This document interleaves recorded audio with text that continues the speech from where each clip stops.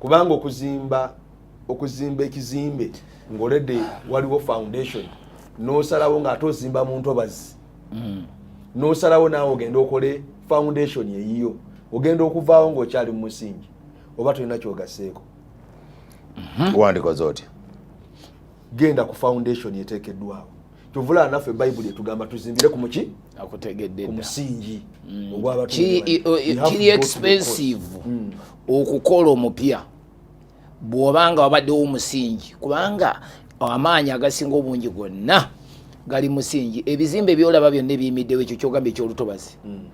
kumpi 3/4 biggwera mu musingi butereevu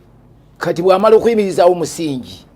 omuntu yenna asobola okuteekako ekizimbe nekigenda mu maaso n'abazimbi abasinga obungi ensimbi ze basaba nga ali wansi kubanga bazisaba mu phases wansi omusingi guba mulala n'ebisenge biba birala naye sente ze bakusabye mu kuzimba mu kifo ekifaana bwe kityo sente ziba nyingi nnyo okusinga n'ezinajja ekizimbe wano wekiri okukitwala waggulu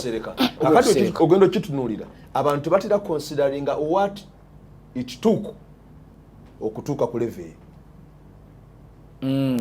tebayinza kumanya kikyalitwala muwendo ki kati yayagala kujja gamba nti nze nja kikola naye omuwendo ogwo ogulina mwaka mingi ndoza giweze n'3 nasoma akatabo aka T.A. Osborne kakati nga bwensoma ekintu nedda ekintu kye nasoma yali amaze emyaka 3 ye nga akibikuliddwa ndoza emyaka giringa 25 kakati ngenda okukisoma naye nga nze nakyewanira mudda emyaka emirala nga 5-6 emabega nga ndaba nfunye okubikulirwa wali tonnakisoma nali sinakisoma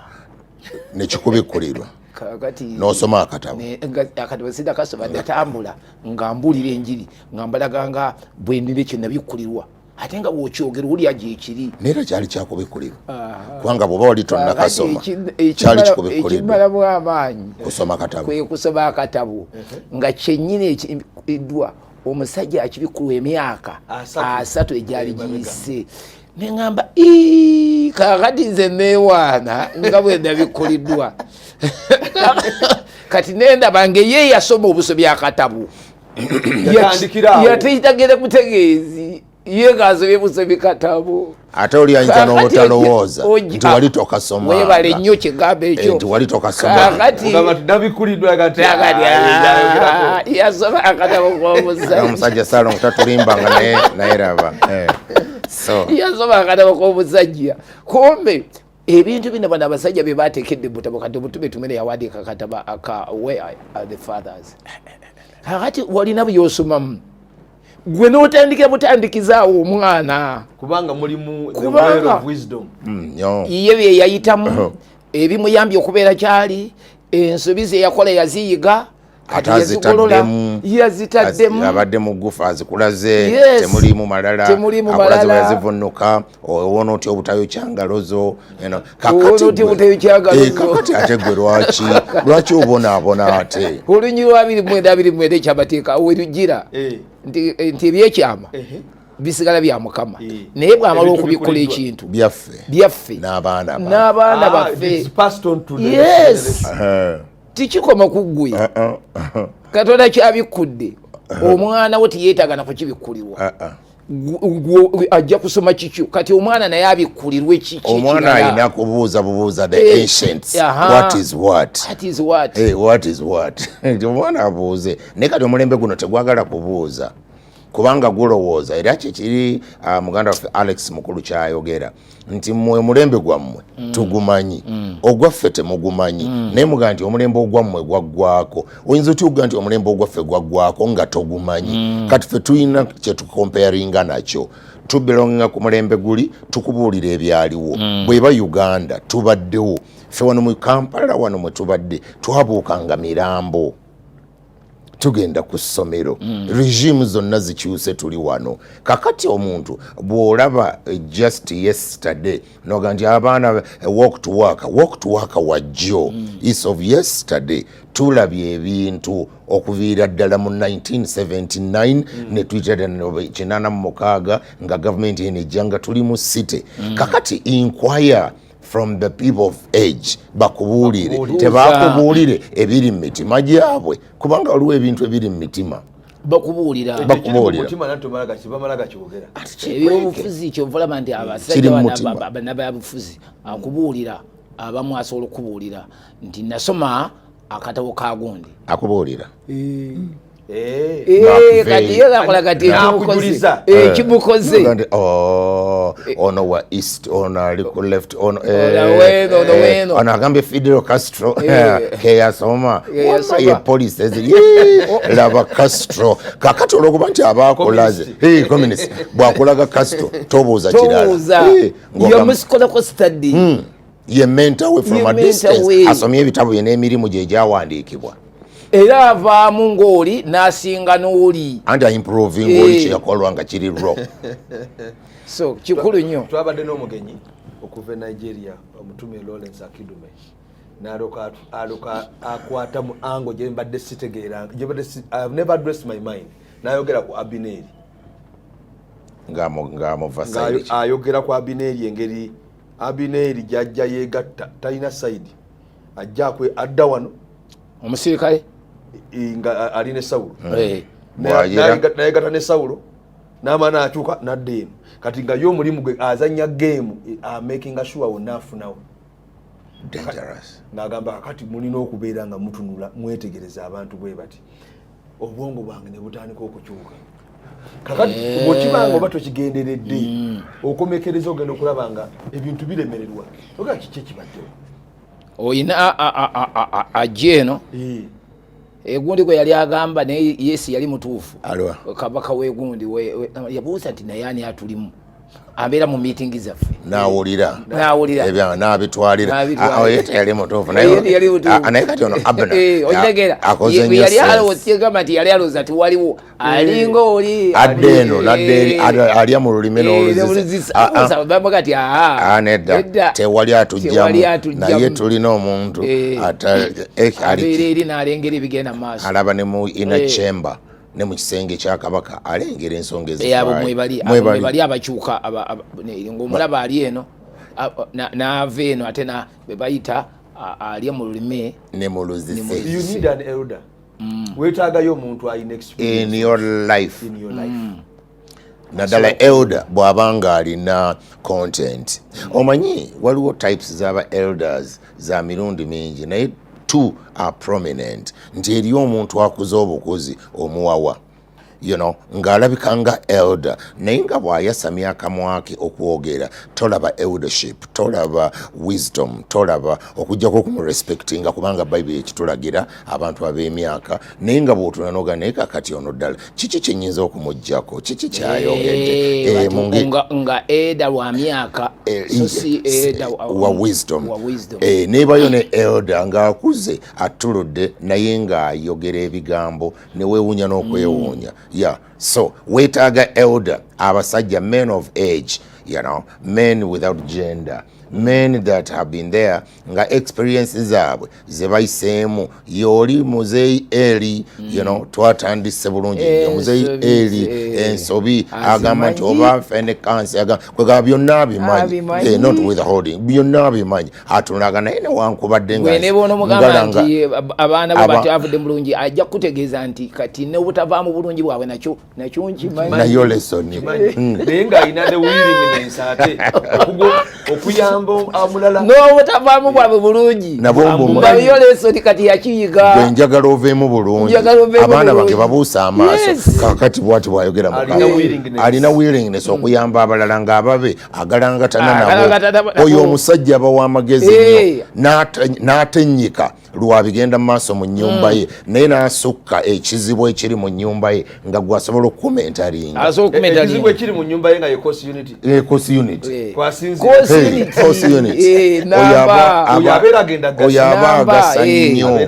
aba agasa naye obuzibu butera okusinkana n'ebimu ebiri ku byalo nti abakadde ku byalo bw'alaba omwana we nga baayalemerera okusoma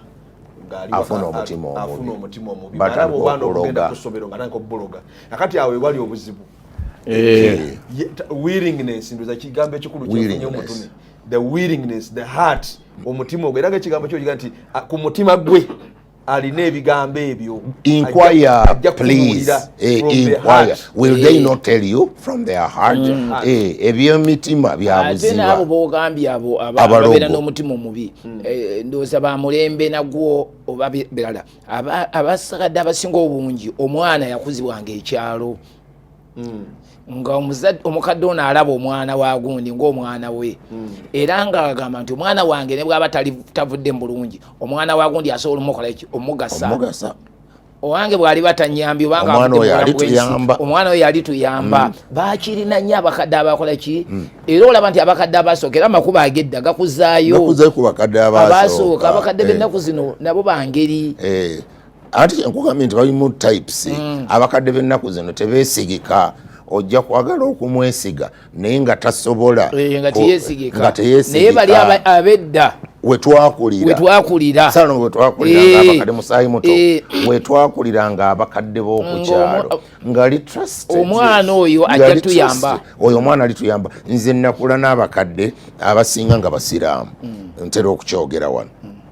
bwe tudde eno ekyaggwe nga tumaze okuva ekisaasi muzeeyi waffe atunzeewo ekisaasi aguze ekyaggwe ebusaabaga abantu abaali batwetoolodde nga bayisiraamu naye ng'oyinza n'obutamanya nti bano bayisiraamu of course twali tumanyi tuli balokole bali bayisiraamu ensaba ng'ogiraba tuli bato ish naye ng'olaba nti nawe naye ng'abasajja abakadde abo zaidi wagabana bumbakali n'abalala bonna ababayisiraamu nga batutunuulya ng'abaana baabwe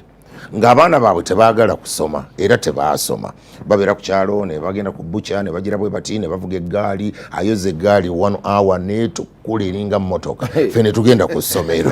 kakati akuba olupanka luwagi ku luwagi nassaako ebintu we ku binyusi kuno nassaako obuntu obwaka n'avuga ekyalo kyonna kakati abasiraamu abo batukolamu omulimu even without affecting our faith abakadde ku kyalo akusanga ozannya omupiira ku kasaawe ku lwazi akukuba n'osindika eggaali ye n'amala okutuusa awaka ewammwe n'aleka nga bakuzeemu n'addayo ate gy'ava muyita ewuwe akukubidde ku kisaawe ozannya n'abaana abakyamu bw'amala okukuba n'osindika eggaali ye takuweeka n'ogisindika n'akutuusa n'abagamba kyakkoze nosawali ensawo y'ebitabo ne bakuba n'akakasa nti bakubuuza okoze ki bakusanze okola ki nga nzanye n'abaana bagundi ku kisaawe abo abaana tomanyi nti banywa taba tomanyi nti gundi nkimanyi n'ogalamira n'akakale baneŋŋenze n'asindika eggaali n'addayo kakati ekyo kyaliwo edda nti omwana was raised by a village leero omwana w'omuntu akuboye omwana wange omanyi ekimuluma omanyi omwana wange bw'asula oba kyosobola kati kukwata ku mwana wa gundi naye ekyalo ng'omwana era bagamba nti oyo ali mu myaka gya kitaawo abaani kitaawo nze waliwo olunaku lumu era natwala omwami oyo yali angel bwe naddayo okusoma yali natudde akabanga myaka 2 kitundu nga sisoma bwe naddayo abaana mu kibiina bwe twali baawandikanga ku lubaawo nti tulinawo omuntu wano eyandibadde ali mu kibiina ekirala naye atuli naye wano bwe nakiraba omutima nemmanya bali ntiyegwe nensirika nenkikaminga ddawo naye era nemala neŋŋamba mukwano gwaye kateregaligani n'agenda n'akisangulawo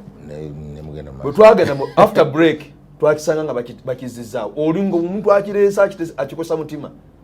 kakati bwe twakijjaawo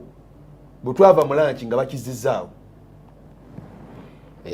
naye ndaba nga kifuuse kizito gyeni nga teri ayogedde kigambo oli awandika buwandiisi naye nga nze neetegeera nempulira obulamu nga buganye nebuulirira sigenda kudda mu kibiina ndi musinya yakunoolo kati omwana akiteekawo omwana muwala namutegera luvannyuma naye nga akiteekawo n'adda wali n'atula neasirika nga wandika atya waliwo omwana gwe tuli naye wano nga yandibadde ali mu senior 5 oba senior 6 naye ali wano naffe tumuleke nakomaawo naye nga nze neetegeera naye ati ffe tumulaba wali nga teri ayogedde kigambo naye nga bwe nnyingira bwe nti olaba buli omu asirise okumanya yakyogeranga abaana nga bonna nga bakimanyi nempulira nga omutima gubwatuka naye nga siina muntu ayogedde nange nze neneebuulirira sigenda kudda nkya ku ssomero kakati era bwe nakwata ensawo yange nenzira ewaka nga ngenda njogera mu nda yange sijja kudda bino kambiveeko mba ntambula ninsanga omusajja omukadde nga atamidde nangamba mutabani jangu nangamba nti nkwegomba nze singa nafuna omukisa ogusoma nandibadde nsoma nina sente zange nalooka anoonya sente dakika nga 5 nanoonya neyekunkumula najjayo ekyebitaano nakimpa nangamba okuva olwaleero nze singa nalina omukisa okusobola okubeera ku ssomero nandisomye nze omukisa gwambula ndi mu bbaala soma naye gwe tusomere genda maaso osome bw'osoma tojja kubeera nga nze omusajja yantambuza namperekera mpaka waka okuva ku ssomero okuvako olusaddamu mulaba yali musajja mukulu ng'alina envi mutwe ebigambo byayogera ng'atamidde bye byanzizayo ku ssomero enkeera omuwala gye yali agobye gye yali angobye ow'emyaka gyange angobyeyo omukadde ng'ate mutamiivu abuulirira omubuulizi w'enjiri kubanga enjiri nga ngibuulira ekyalo kiramba eyanziza ku ssomero ali mutamiivu abakadde balina bye bamanyi abakadde balina bye bamanyi nange ngamba bulijjo abaana abo abawala n'abalenzi abato nti mukadde waalina emyaka gya mirundi 2 mukadde waalina emyaka egigye gwe gyotagendangamu ate alina n'emyaka egigyo gwe mwoli yagiyitamu ensobi zonna ze yakolera mu myaka gyo singa addayo mu myaka gyo kati tayinza kukolako n'emu kati kyava asinzira mu myaka giri gyalina egigye gwe gyotagendanga n'ayogerera mu myaka gyo gino gye yakoleramu ensobi ng'ali agala kutegeeza nti tokwata kkuba eryo kubanga nange bwe nalikwata ng'omukadde abimanyi yayogeraga nti laba obulamu bwendimu bw'oba tosomye ojja kubeera nganze nga kyalaga alaga obulamu bwenge naye ng'atambula agira bwate mwana wange togenda nindaako tugende ffenna nakwata ekyebitaano n'akyogerera njagala ogaggawale njagala obeere bulungi akyaliyo simayina gye yalaga namusinkana ku olwo nga simumanyi namumanyi dokita omutume yakitugamba kaali kasomo kampimpi yakagamba mwana we yali abatwala ku ssomero ne basisinkana ssaawa nga 12 ne basisinkana omukadde ng'ali ku kagaali asindika greens saawa ezo omwana we n'amugamba oba yali Gideon emulenzi to n'amugamba ate aba Gideon yali Joshua n'amugamba nti dadi oyo nga ye nga ate ye obulamu bwe bulala alaba bo bali mu motoka ate ono ali ku gaali nali ku gaali yamugamba kimi yabaki munyikire kusoma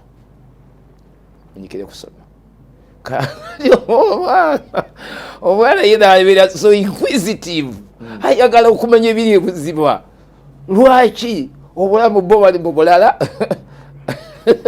ono asindika nakati ate mukadde nabakati bwemusome kati oluvannyuma abaana bakati so bwe tusoma tetujja kuvangamu kati otegedde mwe musome tiyayagala kuzaala bisaako naye nga atayagala okuwa abaana beki essomo enjawulo eri wakati wowe nange kusoma essomero likulu jjajja Salama jjajja zikusooka akomplimenti nze nakola Yeremiya 6:16 naye outstanding agambye nti omuwandiisi Keith Ferazi mu kitabo kye kiyitibwa Never Eat Alone akyogerako ng'abuuza nti lwaki omala ebiseera okuvumbula ebyavumbulwa edda n'otazimbira ku biriwo. Ye Sulemaani n'agamba mu Mubuulizi 1:9 nti ekyaliwo kye kinaabangawo n'ekyo ekyakolebwanga kye kinaakolebwanga so tewali kintu kijja wansi w'enjuba. That's why nze nga jjajja zikusooka olugero olugamba nti obukadde magezi sirukiririzaamu kubanga akaddiye nga talina magezi ng'abadde mu sirusiru naye olugero olwo lumukwatako lutya. So tweyanziza jjajja zikusooka amazing yes kubanga kiri kye twayogedde nti si buli mukadde nti alina amagezi awo ekitegeeza kyawandiikibwa kyaffe kye twali tusharinga ku mukutu ekya Yobu 12:12 jjajja zikusooka agamba nti tusengejje more or less wisdom is with the aged wateekwa okuba okusengejja. Not everyone that is aged has wisdom. Ojjukira nga yakula nga mukadde lwa age naye nga obukadde bwe tebwamusomesa nga alina life experience olw'okukula nti akuze ebyayiseemu abiyiseemu naye nga teyasobola kubiyigiramu okusobola okubisomesa omulala. Bw'oyogera bw'otyo kijjukidde omulenzi yayagala okubavuma naye n'abeera polite. Omulenzi eriko ng'ayogera mu Yobu bali banne ba mikwano gya Yobu bajja mu kifo ky'okumuzimba ne basala busazi musango bamusalira omusango. Kakati omulenzi eriku n'abawuliriza ndooza ye Yobu 32 okuva ku lw'omwenda n'abawuliriza bakole sense ku mulwaddo ninga awulira negative zokka judgment naye bwe yatandika okwogera kinyiza n'okunyiza mu lunywa lw'omwenda yagamba nti mbawadde time ne mbawuliriza nga ndowooza nti munaleeta okutangaala eri omusajja ono naye nkizudde nga obukadde sige magezi yali abula ku katono okubavuma nedda olunyi tulusome olulubuze lwakusoma olulubuze lwakusoma kubanga yabawa time. Lwaki yabawa time ng'amanyi nti abakadde bonna baba balina okukola ki okumanya kisuubi. Kubanga bakadde lwaki kubanga abakadde be babeera n'okumanya. Olaba omulenzi oli yali bugezi bukyalibadde yabawa obudde kubanga bakadde balutuwe men are not always wise, neither do the aged. Lwamwenda vakulu omunana oba ndozi kubanga waliwo wagambira nti mbawadde time ne mbawuliriza. But there is a spirit in man. Olunyindo zanga lumu olw'omusango. I said days should speak olw'omusango. And multitude of years should teach wisdom. But and Elihu, the son of Berakeh, the Buzite, when Elihu saw that there was no answer in the mouth, now Elihu had waited till Job had spoken. Now Elihu had waited till Job had spoken because they were elder than he. Yasooka n'abaleka olw'okunaluka okusobereza ey'Oluganda yagati era Eriku yali alindiridde okwogera ne Yobu kubanga waaliwo abamusinga obukulu tasobola kwogera okawuli akalezi ng'abakulu tebannabakwogera. That's a lesson. Onooyogera ki? Sookoleka abakulu bakole ki? Sookoleka abakulu boogere. Onooyogera ki? Naye oli ati omulenzi Eriku yalina amagezi amanyi nti toteekwa kwogera ng'abakulu we bali. Naye lwakuba bwe yatandika okwogera kijaana musaayi muto bwe yatandika okwogera yabaleka ne boogera yeebale naye kijaana bwe yatandika okwogera yabulayo katono avuma abazeeyi bagamba batya yabulako katono era nawe Eriko yalaba nga mu kamwa k'abasajja abo abasatu temuli kyakuddamu kyakuddamu ate nga baali boogera naye yalaba nga byonna beboogedde temuli kyakuddamu obusungu ne bumubuuka kati yayogera mu busungu ati olw'obukagaluka ati eri ku mutabani wa Balakereri omubuzi n'addamu n'ayogera nti nze ndi muto nammwe muli bakadde nnyo kyenavudde nzibiikiriza nesaŋŋanga kubalaga kyendowooza njogedde nti ennaku ze zandyogedde olufube lw'emyaka lwandiyigiriza amagezi. Emyaka giruwa mundage emyaka gyammwe nga bimwogera bikwatagana n'emyaka gyammwe kabulayo katono kabulako katono okubamuba emyaka giriwa kakati kagamba bwe kati nti naye waliwo omwoyo mu bantu omwoyo n'omukka gw'omuyinza w'ebintu byonna gubawo okutegeera kati ko keewa kepromoting naye olaba ebikwata gye kakwata mu ebintu kati oluvannyuma olw'omwenda ne kalyokaga nti abakulu si be bagezi kati kabyonoonye so n'abakadde si be bategeera emisango kyenvudde njogera nti mumpulire era nange naalaga kyendowooza katekinzova ati kitegeeza nti abakadde amagezi g'abakadde bwe gabulawo abavubuka bateking over anti ye problem ya Gen Z era omuntu yenna ananyooma this movement ajja kuba yekoze injustice nti mu Isirayiri abakadde bwe baasirika nga n'abasinga batwaliddwa mu bunyage nga n'abalala bali mu busibe abavubuka ne bateekinga over ng'ensonga n'okulamula ne buli kintu kyonna bavubuka nga tewali mukadde mu bo aleeta kanso kaakaana kateekinzo kasooka lekagaba nasoose ne mbawa audience mpulirize nga mayinti emyaka era gireeta nigiganya okwogera kati mumpulirize kitegeeza emyaka giyinza obutwogera nakugambye nga tutandika nti kategori ziri bbiri ez'abakadde eri emyaka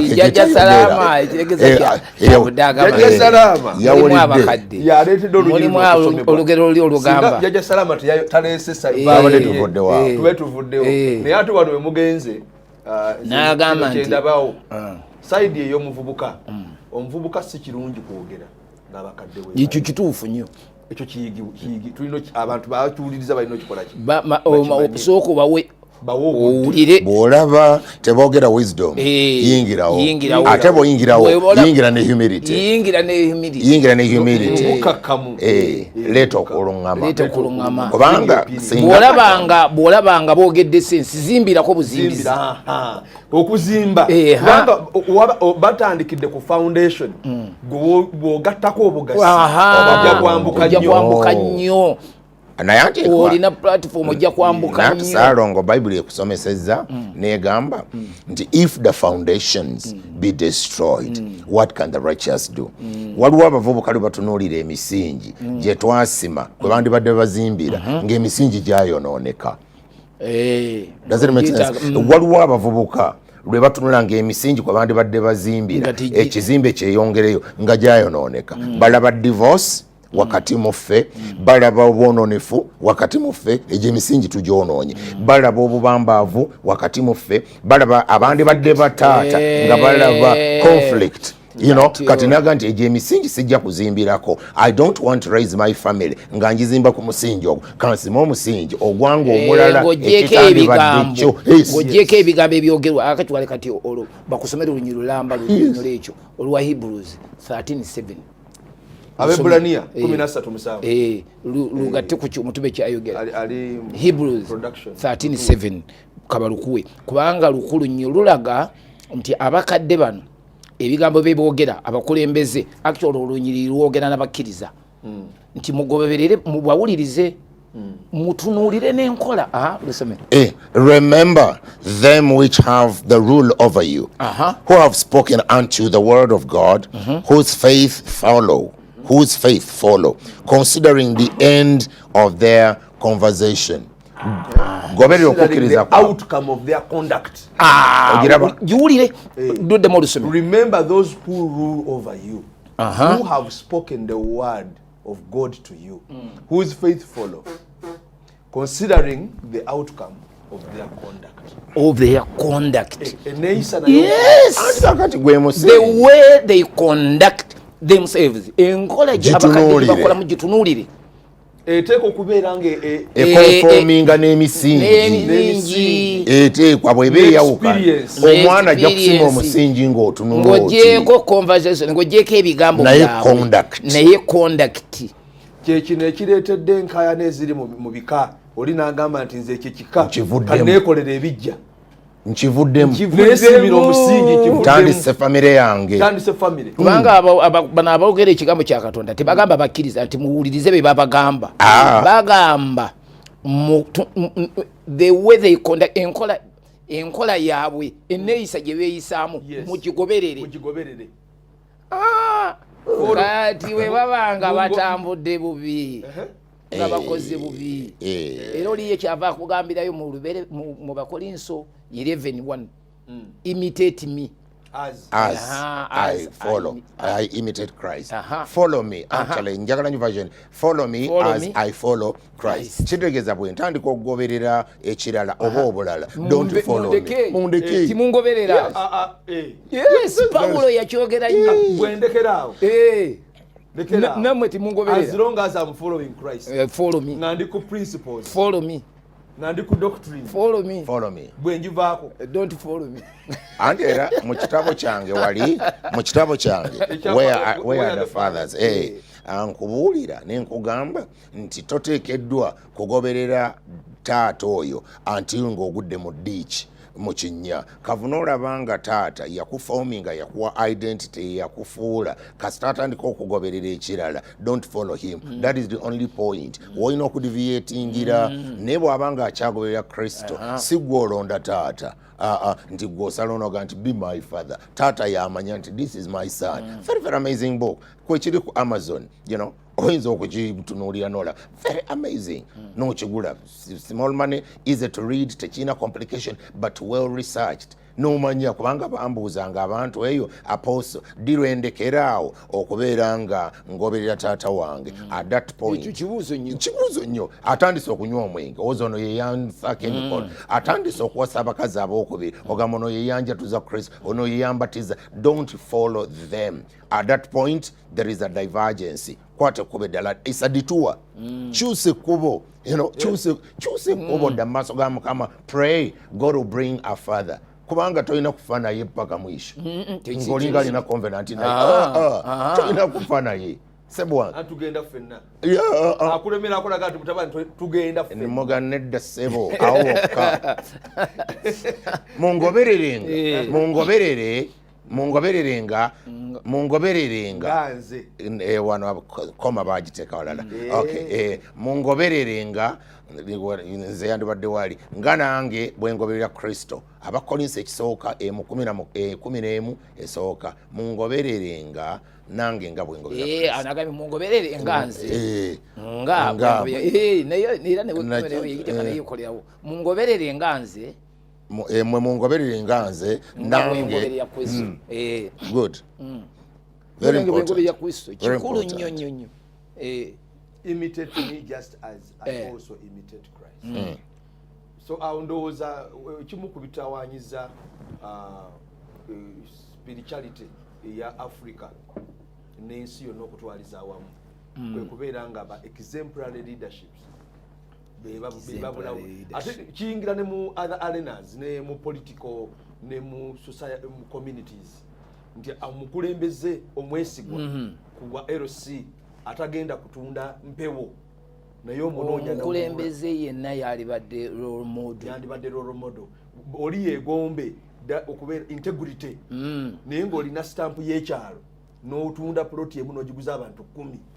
ndekanze kakati ebimu ku bitutawaanya nti exemplary leadership nga bunda kuliko sigiri kyeyo nga yiyo ne stamp nga yiyo naye tebamutta bye bali bangi ku kyalo tumwini ekyalo bangi nnyo abafaana bwe bati kozi wame ekyalo tebaayo land title tyokole saaki kakati ate simba mpanyera ate bayamaanyi nyendaayimiryanga basimba oluwanyi abaawo kubanga ayagala n'ajulira n'awandiika kati mukudda tiyetaaga kubeerawo nga basimba luwanyi ebiwanyi ebyasimbibwa ebyoli bye yaliko byagenderako wennyini webiyita ne bamala ne bakomebwa chairperson endagaano 3 naga nti kati zino ziruwa eriwe yasooka kati gwe bw'oba chairperson ge bitubikolanga totuwakanya twogeza n'otuviirayo n'oweereza n'emesagi bye twogera tubimanyi twatubibaddeko mu nkayana totuviirayo nga chairperson tuyina ebbaluwa 3 nga zonna za chairperson omu nga yaziwandikako mu biseera byanjawulo ate n'abalala kibakola oli najja ewa chairperson nga azze kwewola okusinga ekibanja mu banka owabamanerenda ne bamukolera endagaano chairperson n'awandiika ng'amuli commending ali looni ate bwe wayitawo wiiki 2 najja naga nti ekibanja akitunda ekibanja kye batunda kiri mu looni nga chairperson akimanyi n'okuguza empewo ewedde emirimu tugenze ku kantu akalala kyamakuba agedda akuko tukamaze tukitandikire ku Kiputegeyi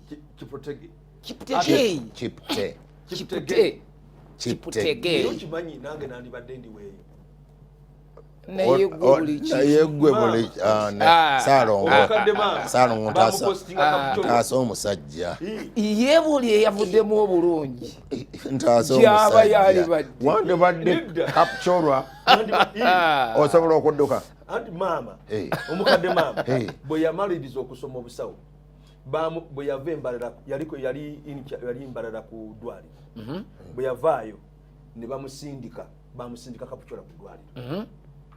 kati eyo maama gye yali era singa maama yakola ensobi n'asigalayo kati singa nze kati yabo nedda Salongo omusajja mutuufu sorry we were yeah we were wrong no you cannot explain it anymore we were wrong he was right wandibadde weeyo very nice enyo singa yasikatira yo muyaguddukako yavaayo yalinnya baasi naddukayo nagasigalayo kati yadedda kati awo tikitegedde kakati bwentuuka ensonga zino emirimu gyenzikiriza nga dokita ntuma ekwen mbeka ebintu byenkola ngenze sinkanye Tomini n'abalala obukulembeze bwaffe obuli eyo mu nsozi natuna nenga nti naye bano abasajja no wonder nali situukangayo nga nkoma Mbale severally for many years nengende ekwen naye natunula Salongo nenga bano abasajja balina okuwangula terrain ya Kapchorwa ensozi amakubo gawindinga lyeto tetugamba Kabale nti eryamakubo Kapchorwa erina kukola ekyo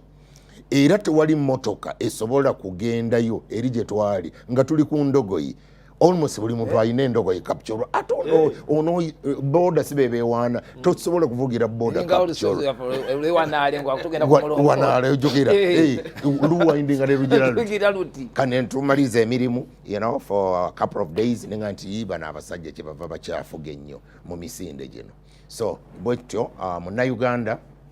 omwana waffe yashayininze akkiriza mu Katonda musajja musabi musajja musumba mubuulizi wa njiri so twebaza Katonda bakataddeko sajja ono ati omulundi ogwokusatu emiru egigoberegana si mirundi mirundi esatu consecutive what kubanga waliwo gamba nti wabuukawo omulala awo naye akomawo egigoberegana naye musa Kristo tegeyi that's it Katonda tegeyi tulina gold ndaze twafunye tubadde tetunaba naye nga zijja tulinayo omwana asimanyi oba yamaliriza engeri gye mbadde mu mission sibadde nnyo nabudde bwa Olympics omuvuzi wa kagaali tumuyinamu essuubi ddene nnyo cyclist omuvuzi wa kagaali simanyi oba yamaze omuvuzi yakutte kyakubiri Jajja Salama tuyambeko cyclist waffe simanyi oba nga yamaliriza oba tannaba ogwo mudaali tugusuubira nabadde mu night prayer dokita yampeereza wabadde mu night prayer ku Friday weekend tewagasse bagole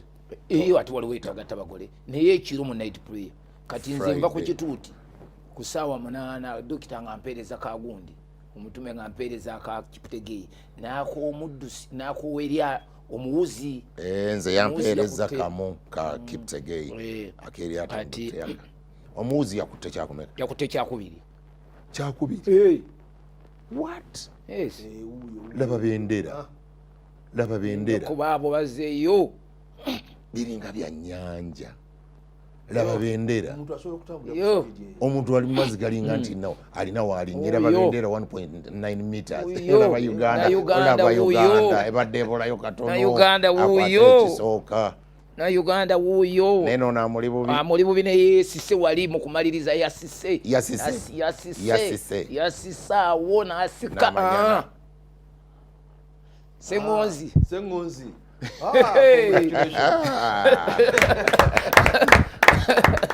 yes alinge yakagifuna kati that's it wow that's beautiful Katonda Uganda nayo silver mukama mulungi that is it Uganda is not going to go to the dogs. It will not go to the dogs. Uganda weriato tiyakola bulungi twalinamu weriato naye yakwata ndoza kyakutaano mukyala Kamya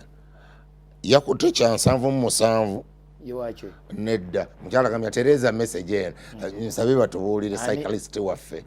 naye yakutte kya 7 lwaki okati agitereza kisobo nga kibirwalaji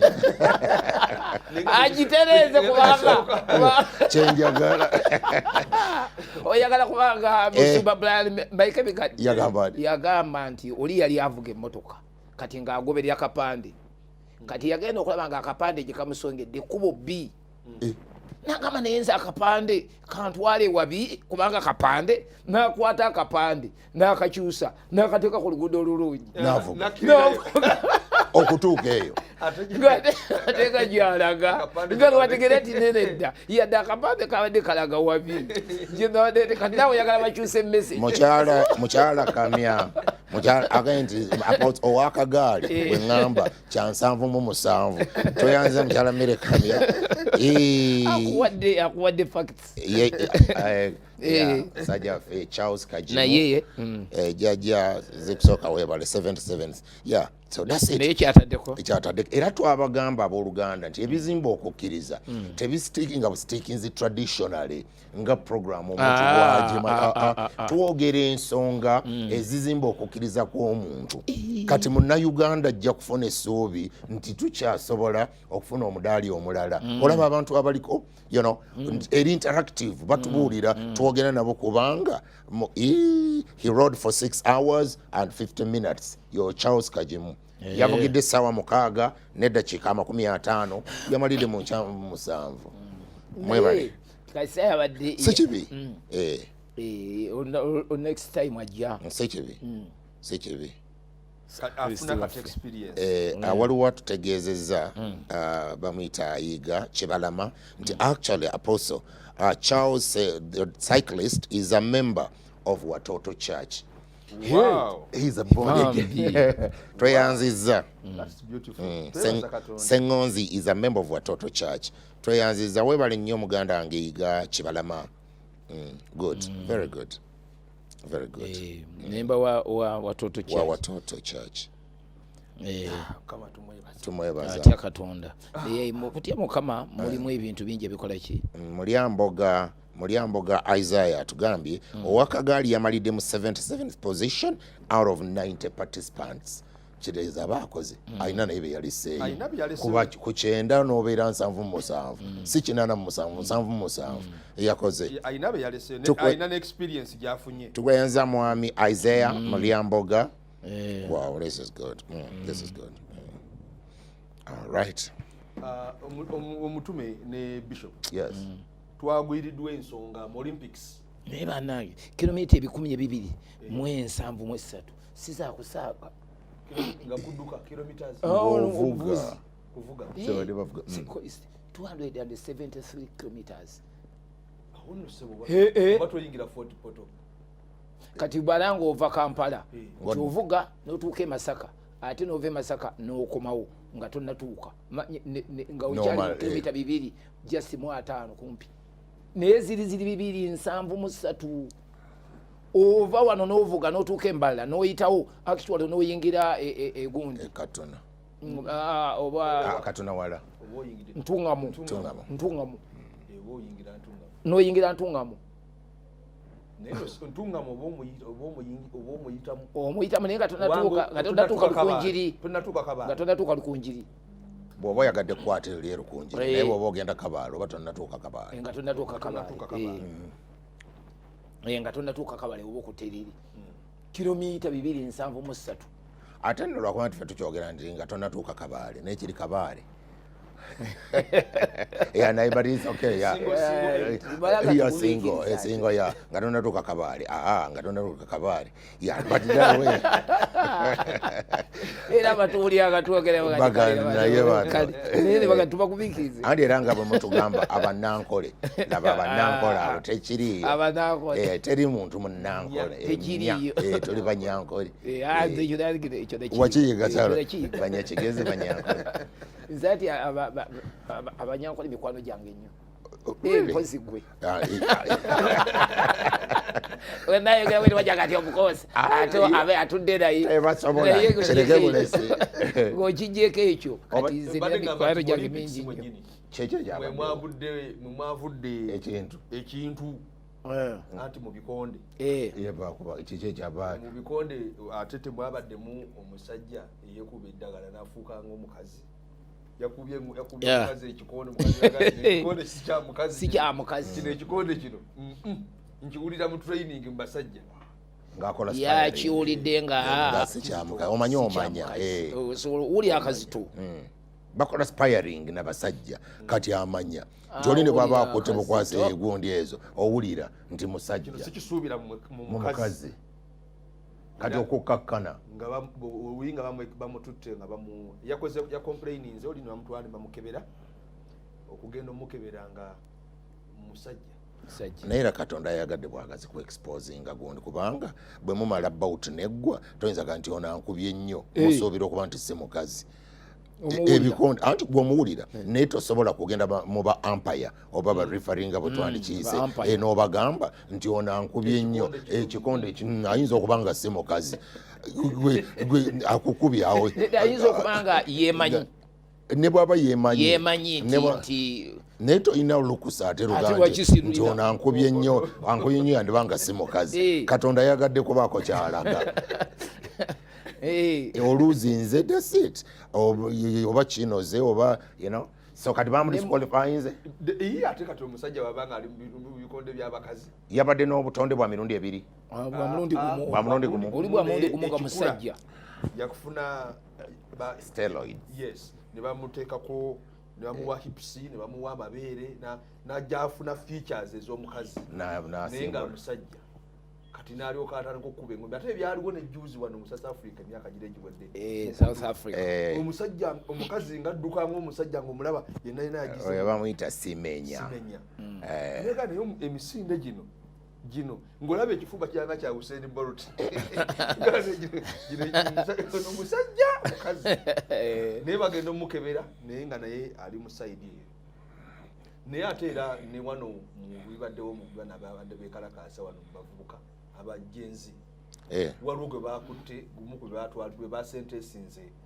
babadde balimandinze mu kkomera Luzira bwe bamusibidde mu kkomera ly'abakazi nga ate alina ekitundu ekirala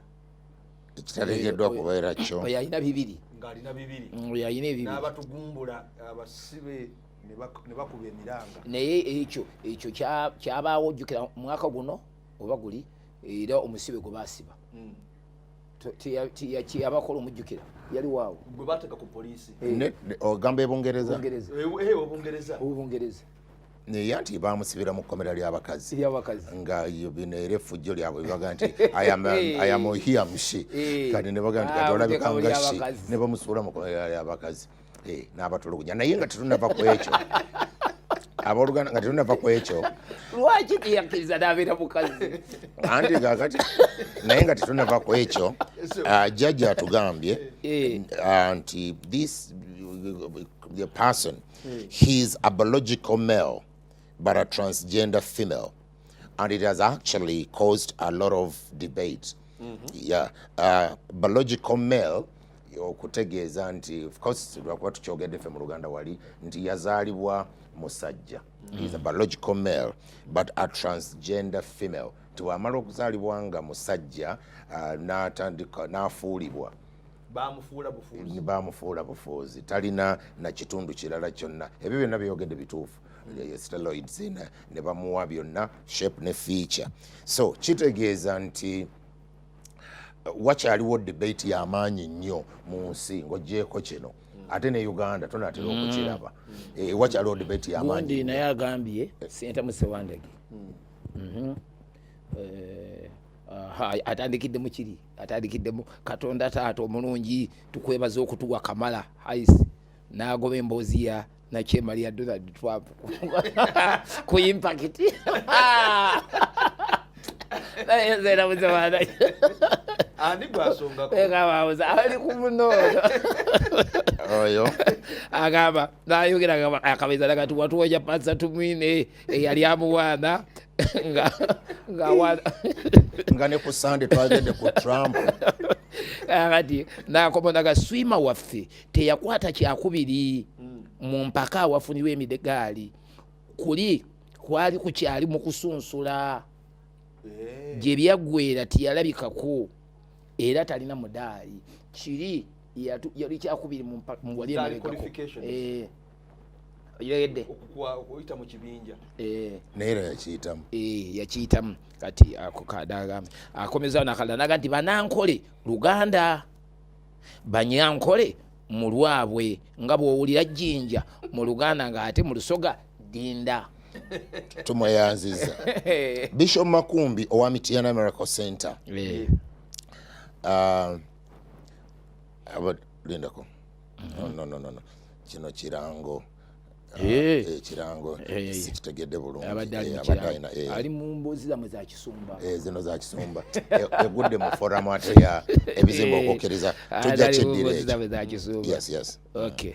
kakati naye tuzeeyo ewa Kiputegeyi Kiputegeyi yatukoledde yawanise bendera yawanise emirundi 3 si kino kyakusaaga emirundi 3 nga gigoberegana kati banabalaba Kiprotiki yalagawo Kiprotiki yabadde naye Kipulimo bayiza bwe njagala kutegera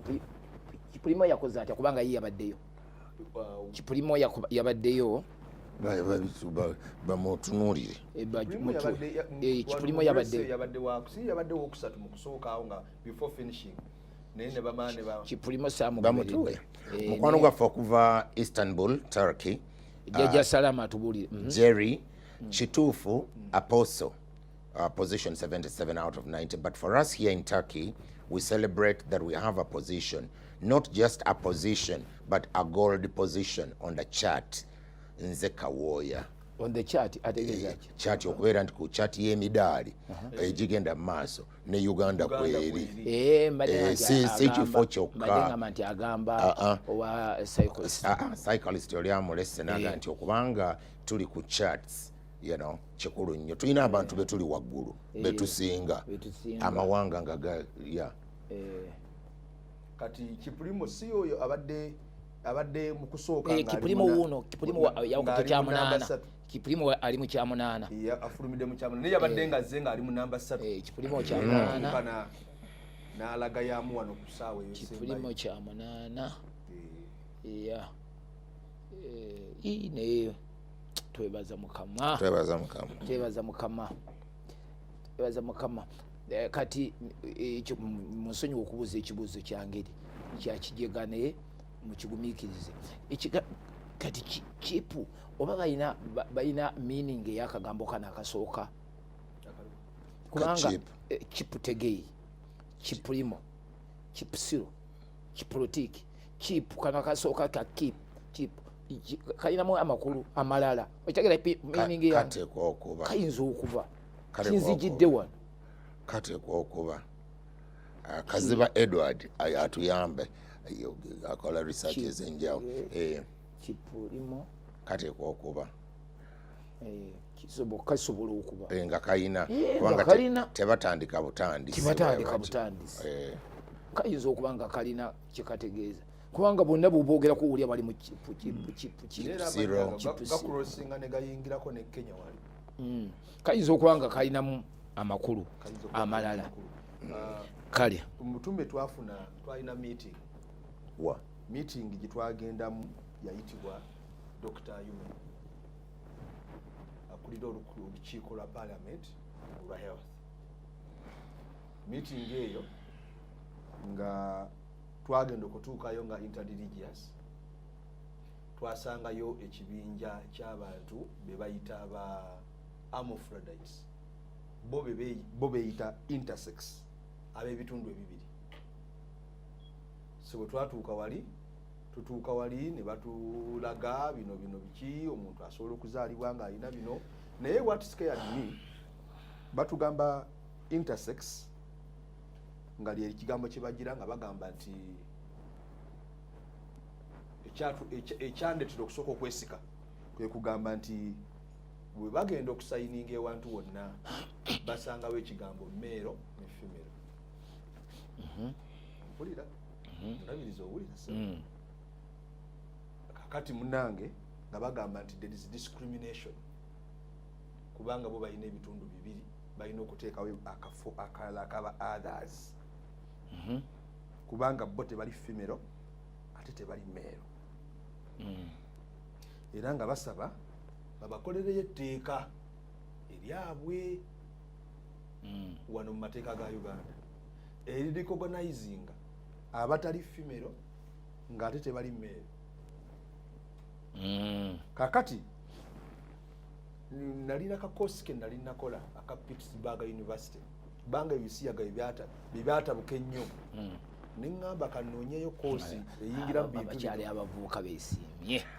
yakamuyita mu bwongo asoma ono musaayi muto akanchalenjinga obwongo obwo ono musaayi iyo bwagazinga bwe nali mu biseera ebyo by'ekivubuka nga buli kintu kyonna kiwulira kiri mu ngalo nakazingako nenkakola akali ka inclusion bakayita inclusion workplace ka Pittsburgh University nga njagala kutegeera kiki ekirema the rationale behind. Kakati bwe nategeera nali nkola history ntwaye batusomesa history wa gay how it emerged ne baluka batugamba nti batandikira ku bantu bana aba participate abasawo mu America aba Medical Association be bakola reporting egamba nti abantu bana betaaga rights zaabwe kati bana aba group zinendala bashirayivingira okwo. Kakati tugenda okutoka mu meeting nga batuletera ba intersex nga bagamba bano bantu baffe abamu bagamba balokole olina ganti ze nsabira mu kyaki ya gundi nsabira gye nemusumba ntamanyi naye nina ebitundu bibiri. Kakati twali wale bitusoberamu naye nga bagamba nti bantu bakolere etteeka ffe tubabuuza ekibuuzo ekyakozinga debate kyali nti kubanga eno LGBTQI ye intersex be bano bali included ku kibinja kiri ne anti-homosexuality yali nga bonna bazinze. Akati bano bagamba nti ffe tetuli kitundu kwabo twagala kuyambibwa naye nga bo obuzibu bali ate bakozesa bano okuyingira kyebakozesa okuwangula Medical Association ya America. Kakati baagala babakolera etteeka eri special ffe nga tubuuza nti is this kuba bagise intersex disorder if it's a disorder does it fall under act ya disability? Tinedda boba manyise balema it is a disorder. Akati what's the difference between a disorder and a disability? Akati ne tubeera nga baga nti bo baagala teeka nga lisobola okugamba nti waliwo abalala be bayita ba enjawulo nnene weeri ogiraba disorder ne disability isobola okuba mu kujinya weeri as long as a disorder brings a disability nti omusajja baba alina ekitundu kya mukazi nga ate bifo ky'okuyimirira nga afukamira bufukamizi it is a disorder but it's a disability mu one. So kakati nga bano bo baagala nti watukewo M male tutekewo female era tutekewo ne I ye intersex ne mu form kati nze nali badde ne form gyenzijuze ennaku ezo ngaliwo omwana alina walaga agenda kusoma muwala waffe kati ne batutawo akagamba akalala kati ate nze ngenda okwaba ku form kuliko Mr kuliko Miss nga kuliko ne MX kati umaze okugala n'ekijjukira what is MX kuliko ka MX kati ngenda okuyiza nga bagamba mbuzi ati ka MX kalike totawana nako akusikako kabalala kati mbuza kabalala kati omaze okukireeta MX ye y'abantu bonna abagatta abatali bakazi abatali baki abatali basajja MX kagwayo katya bo bakayitanga MX kati mutumi wa Kristo labirizinga anonya MX MX is a gender neutral title used in the same way as gendered titles like Miss and Mr. That is MX. Nakasanga ku form yali yache Germany okirengera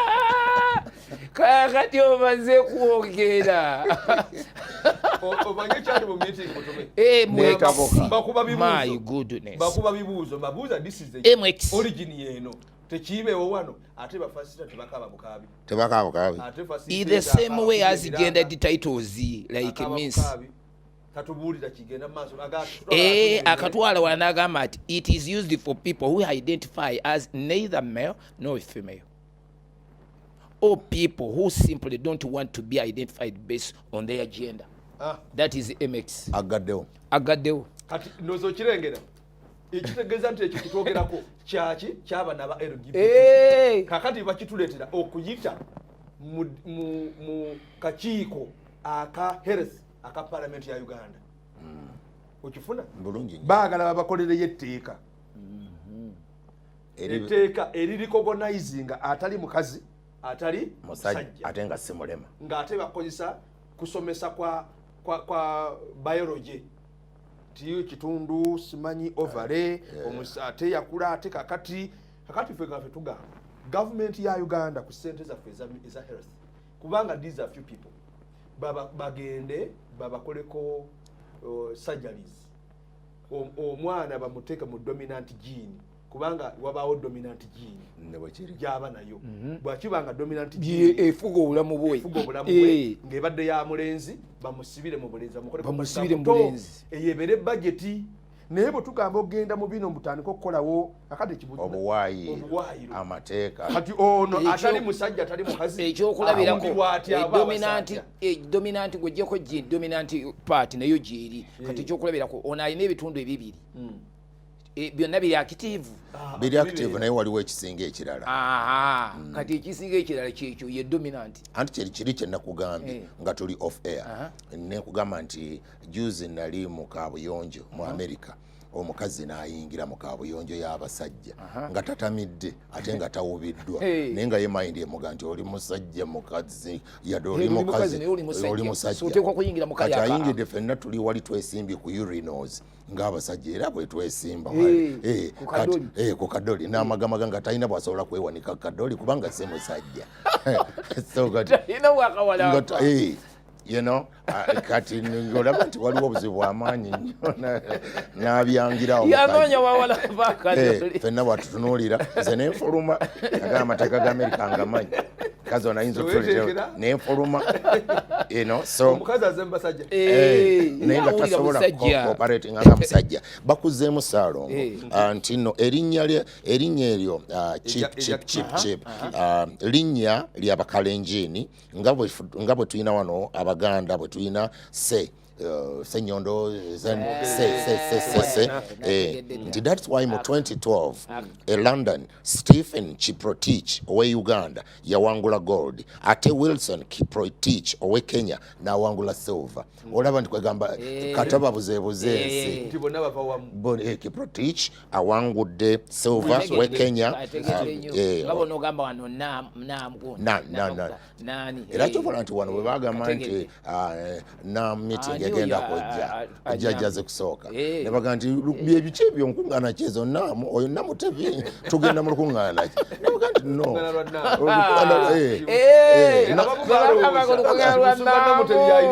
alina olukuŋŋaana emunyonyo naye abalokole n'aleeta abakulembeze abo bonna naamu olukuŋŋaana lwa naamu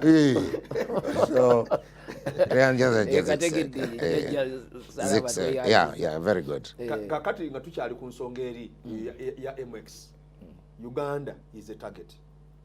Era tuteeka okubeera nga tulina okubeera nga twegendereza nti ekigenda maaso kizito nnyo era saawa yonna ojja kulaba nga batandise okuteekako ebintu bwe bityo kati parliament ya Uganda yetambule meeting aba stakeholders ab'enjawulo ne babalaga nti kino bwe kiti kakati nalina ekibuuzo nga bagamba bano tebalina ssente naye ng'olaba nga the facilitations ze bakoze olaba they are putting in a lot of money era nabuuza Bishop Mark Wamala ne mugaba batuyise wano naye who is the funder kubanga they are putting in a lot of money ng'olaba ssente nga zisaasaana wali bwe ziti who is the funder ate mugamba nti bano bali marginalized tebalina ssente teri abayamba ne who is funding ezo ssente zandibadde zikola ebyo bandizikozesa for operation okulongoosa bano okubatereeza nanti council siyinza gamba nti kyotomanyi kubanga manyi nti okimanyi naye olwokuba nti oyambadde engatto bbiri the clergy omuntu w'omuntu oli the renewed man ate n'oyambala n'obuntu as a natural man complete total man bano abantu tebayinza kukkiriza kubakola ekyo kubanga kiriko okuvujjirirwa okuli perpetual kati bw'ogamba nti banoonye dominant gene oba omujja mu katale abo abantu abalina ebintu ebyo takisobola kukkiriza atereere kibangoga nti homosexual bamukoleko counseling boogere naye what is a psychological thing omuntu omusajja ali complete noga nti ndi mukazi nokkiriza okukyusa obutonde oyo aba yeetaaga kuyamba naye takkiriza kwogera naye jiini onoogikola otya ne omuntu kyawulira ekyokulabirako ye kyayagala yagenze mu kayugo oli alina obutonde bwonna bwakikyala agenze naye awulira ye nga ye musajja era abalungi yawulira ne mayindi ye atulumbye ne mayindi ye awulira azze kakati azze yeewuunya n'okwewuunya lwaki katonda yamukola bw'atyo ng'alina kugenda mu bakyala yawulira ng'alina kubeera wano kati awo jeans ozikola otya n'omuntu bw'awulira kubanga kuliko ssente kuliko ssente kuliko ssente baŋŋambye ekintu kino kiri emityana wali ssente emityana kuliko ssente kino ekintu enigiyo ziri eyo zisaasaanya okuvuga ekintu kino kuliko ssente so kakati oyo tasobola kukkiriza nti babakoleko sajjare emulago kubanga balyamu that's a job ogwo omulimu oguwedde emirimu neebuuza nenga nti omukyalo ono lwaki tagenze mu kaabuyonjo kweganayingira eri si mu bakyala ng'omulaba mukyala lwaki kubanga eno mu urino eriyo n'obusenga obulala obwa namba 2 nenga lwaki tayingidde mu namba 2 n'asitama eri neyeetaasa ng'omukyala naye ng'omulaba asagasagana ng'enkoko yagala okubiika talina bw'asobola kikola awulira yalibadde mukano ate tunuulira yayandirinnye kano naye tasobola kalinnya bakawanise kakati nenga nti kakati buno obusibe bwa waggulu nnyo nze naye fuluma namuleka asagasagana so kakati tebayinza kukkiriza kubakola kirala kyonna athani okusigala bwe batyo ate bajja kweyongera waliwo ekibuuzo kye nabuuza abasawo era muyo meeting mu meeting eyo batwa nali so keen kuba nalina background era nali so kamngam bo obubuuzo butono n'ensirika ninda banga bakola notice nga nkola notice njagala bampe answer ne mbabuuza kiki ekireeta genes zizo baba tugamba hormones bwe zikyankalana omuntu azaalibwa nga alina ebitundu bibiri nembuuza kiki ekireeta hormono okukyankalana imbalance kati nga tebaagala kwogera tumala kufuluma eno bali abasawo abaaliwo abambali bali baleeteddwa ne batandika okugamba nti ebintu ebimu ng'emmere ebintu ebimu ng'eddagala ebintu ebimu nga vaccine oze kakati ningamba kati abasajja abo bwe baba balina motive evuga ekintu okweyongera ofuna numbers ez'abantu abalina gene ezikyankalanye disorder tebakozesa eddagala erimu n'emmere emezimu ne bakyankalanya ekozesa perfumes n'ebintu ebirala byetukozesa mu bulamu bwa bulijjo nga bw'okyapulayinga kikwaffectinga n'ozaala omwana ng'alina ebitundu bibiri in the wrong run kisoboka ne bakkiriza ne bagamba nti kisoboka kakati awo tusabire ensi yaffe kati kyobulaba nti ebintu bino essaala nkulu nnyo kati amateeka ogalaba nti gyegali naye amateeka gajja naye etteeka ssebo omuntu ali mu mbeera eyo etteeka alinga atalimanyira kulimanya nti lyakola ki lyateekebwawo ate ng'alimanyi kubanga nze bwe ntunuulira mu bayibuli nira ebintu ebimu byendaba nga byebifuga ebimpangula nnyo nenga naye katudde mu ssaala olunyiyo oluli mu Baluumi essula 8 luneewunyisa nnyo olunyiroza olusooka bayibuli egamba actually olwakubiri lutandikira ku lusooka naye olwokubiri lugamba lusooka oba lwakubiri Baluumi 8 naye nga luva ku lusooka naye simanyi oba lwemalirayo ddala ku lwokubiri oba kali kenjagalako kali mu lwakubiri kagamba bwe kati Baluumi ey'Oluganda egamba Baluumi 8 olunyi olusooka lugamba kati kali akasooka kekalala kati olwokubiri kali kagamba kale kanti baliko omusanga bali mu Kristo Yesu olwokubiri lugamba kubanga etteeka ey'omwoyo gw'obulamu mu Kristo Yesu lyanfuula ow'eddembe okunzija mu tteeka ly'ekibi n'ery'okufa kutandikira ku Lwakubiri olwokusatu n'olugamba kubanga amateeka kye gatayinza kubanga manafu olw'omubiri kubanga amateeka kye gatayinza ekiwangaala kye gatayinza kubanga manafu olw'omubiri kati owuli ekintu ekyo etteeka weeriri naye bwe kituuka ku mubiri etteeka linafuye olaba ekintu ekyo olw'omubiri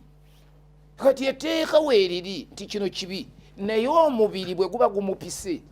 okitegeera weeriri naye kyegatayinza kubanga manafu eryaki nga sokolindeko omubiri guno guvuga etteeka ne liba nga tirikyakola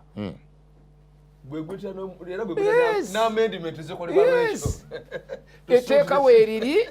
naye bayibuli yekugambye lifuuse linafu olwaki olw'omubiri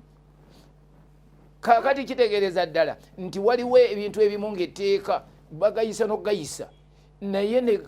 abantu abamu ne babanga abataagawulira nagawulira kubanga emibiri gyabwe ejjo gyogera biki ate bayibuli egambye nti etteeka linafuye eriki eri omubiri omuntu amanyi nti etteeka lino weeriri naye sebu ogenda okulaba kati kyova olaba nti ekyomwoyo kyekikulu ennyo kubanga kyo kikola that conviction on the inside of somebody. Yes. Kakati ekyo kiri mu ssaala nti essaala eno erina obusobozi okukola ki okukyusa obulamu bw'omuntu era ye kyavudde agamba nti etteeka ery'omwoyo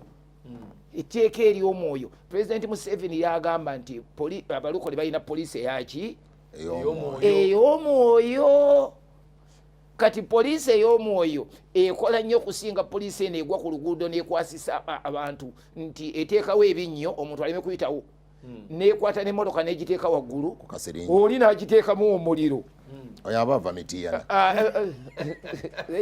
nedda sebo abava Mityana tebabeera bwe bati asega nti abava Mityana ngambe nti oyo alinnya aba ava ku Mityana Road kyotegeeza okitegeera kati kiri ekimuli munda omubiri gwe kigumugamba okukola kati ye kyakola oyo ava ku Mityana Road ekyo kyo no racing emmotoka ng'eri kasiri nga tomanyi teyinza okubaluka negwa mu bantu. So kati waliwo ekintu ekimu nga kiri kyawulira kimuvuga etteeka lino libamuteereddewo ne liba nga terikyakola ki nga terikyasobola kuvuga kati kyova olaba nti essaala ne poliisi eri eyo Pulezidenti Museveni nga wagiyita weebeerera ki nti esobola okuleeta disipulini eyo munda neyamba omuntu ono okumufuga nemukolamu omulimu nga guvaawa nga guva munda eri. So abantu bo bali jinizi zaabwe nakinaki bwogamba nti tebasobola kuzivaamu bo balina ebintu bye baagala bakibala nokibala nga alina wafunira kati bino ebyammwe byemuleese tebijja kukola mumubulire enjiri as much as we can. Kyogere ng'otunudde mu kamera. Twakimazidde. Obadde okigamba nze oba okigamba agamba mmwe mubulire enjiri nga tukyagenda maaso tuyinawo omugenyi atukyalidde oyo tusobola okumumala ne tugenda mu maaso twandisoose entebe etiwa ku Air Gate batwente ogambye ati bwogamba ntebe mbandooza nti oyogera Sironi oba oyogera basooke batuwe Air Gate bamutuwe oluvannyuma tubaaniriza omugenyi wano olw'okubanga azze ate ng'ebirala bye twogera si bibye kati ye tumuweyo eddakiika nga 5 oluvannyuma tugende mu maaso naye ng'abo ba Air Gate bataddeko ddoboozi kuli ddoboozi. Tukyalirekawo ku Portal Road mu Kitoro ku kkubo eridda e Kampala olabe omulembe omujja ogw'obutale okumanya ebisingawo okuba ku noti 7 noti 9 7 mu 4. okooye obutale obwo omujjuzo ate nga temuli buli kimu kye weetaaga. Kati totunula walala, eno ye Airgate Supermarket mu Kitoro Ntebe. Ku Airgate Supermarket tulina ebintu bingi eby'enjawulo ebikozesebwa mu maka ku bbeeyi etayinza kuwangulwa ate mu bigero byonna bye weetaaga. Ssaako n'abakozi abeetegefu okuyamba okuva ku migaati egiri fresh, ennyama, enva endiirwa n'ebirala bingi, ate nga tukola misana na kiro buli lunaku. Tukyalirekawo ku Portal Road mu Kitoro ku kkubo eridda e Kampala. Olabe omulembe omujja ogw'obutale okumanya ebisingawo okuva ku noti 7 noti 9 7 36 27. Airgate Supermarket, your one-stop shop for all your basic needs.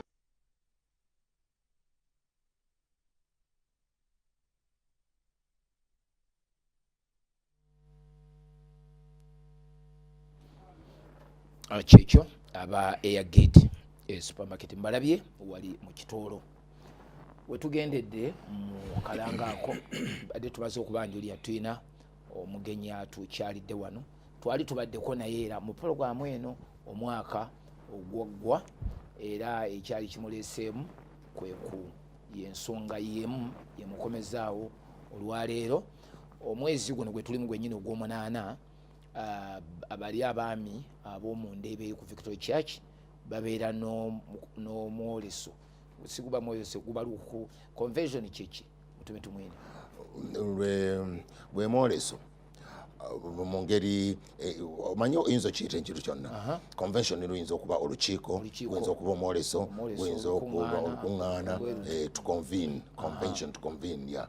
for a particular cause. Babadde nalwo omulundi egiwera naye lugasizza emirundi baadde bakalukola emirundi 9. Guno gwe mulundi ogw'ekkumi. Kati tumukyaziza wano atuyitiremu mu bufunze atubuulire baluta lwaki balutandika batya, lwaki lwatandikibwawo, biki bye balukoleddemu, ebibala biruvuddemu, ate ng'amaliza atubuulire kiki kye tusuubira omulundi guno ogw'ekkumi kubanga balutegese lugenda kubeerawo nga 7 okutuuka nga 10. Tusenze okukola basebo. Okay, Bishop. Lesebo. Webale nnyo sebo okunkyaza wano program ey'ebizimba okukkiriza. Abatulaba ku Dream TV mwasuze mutya nno banyabo ne basebo mbeebaza okwekumira ku TV n'eŋŋanzi. Amannya gange nzezziwa Joel Mukisa era nga nange nsabira ku Victoria Church mu Ndeeba ndi muweereza awo ku church eyo, ate mu nsonga eno nze chairman organizing committee owa Tennis Business Convention. Bishop nga bumbuuzizza nti lwaki convention yajja. Gwali mwaka gwa 2012 twagenda mu office ng'abasajja ba Victoria Church, twagenda mu office y'omutume presiding apostle era nga twagala kola conference ng'abasajja b'ekkanisa eyo. Bwe twatuukayo ye yalina ekirowoozo ekyokukola business convention era ffe tumulaba nga chief convener w'ensonga eno eya business convention kubanga ekirowoozo kyali kikye n'akitukwasa ffe okukitambuza. Bwe yatutegeeza ensonga eyo twagirabanga nnene nnyo kubanga twali tetugiwulirangako mu church era nze nzikiriza Victoria Church yasooka ekintu ekyo mu kanisa eno kubanga ffe twali tetukiwuliranga eyo mu Sheraton Imperial Royal naye nga ate n'abakitegeka bakitegeka ku mutindo gwa waggulu nnyo. Twatya nnyo ne tuga sente tunazijjawa zino ezikola ekintu kino, naye oluvannyuma twakibaka kubanga kyali kivudde mu mutima gwe ne tukitandika mu mwaka gwa 2013 mu 2013 era lwe twakitandika kyaliwo 2014 ne tuyita Jerusalem Sale wano. Jerusalem Sale n'atuwa amaanyi gaali mangi mu nsonga eyo ne tukitambuliza ddala paka mu mwaka gwa 2019 2020 COVID najja 2021 era ne tukiddamu 2022 2023 na guno ogwa 2024 era guno omulundi omwaka guno tugenda kuba ntuweza emyaka 10 nga tutambuza business conversion. Naye omwaka guno twavaayo ne tugamba nti abantu balina okutegeera ebintu ebyenjawulo mu mirimu eyo gye bawangaalira kubanga abantu bakola emirimu egy'enjawulo bakola obulimi obulunzi obusuubuzi cottage industries n'amakolero naye mu bintu bino ebyokukola emirimu waliyo abantu bangi nnyo ate abakuguka mu byo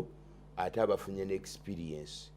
ez'enjawulo emyaka mingi ng'abantu bangi bakola bukozi abamu oluusi bakoppa munne olina akoppa okulima olina akoppa okulunda olina akoppa nti olabye oli akola sabbuuni n'akikola oluusi takirinaako bukugu oluusi takirinaako nnyo wabula oli alabye akifunyemu kati ffe ne omwaka guno ne tuvaayo n'omulamwa okugamba nti seizing the available opportunities in the marketplace era twakijja ekyo mu lunyiriri lwa enjiri ya Yokaana essula 9 olunyiriri olwokuna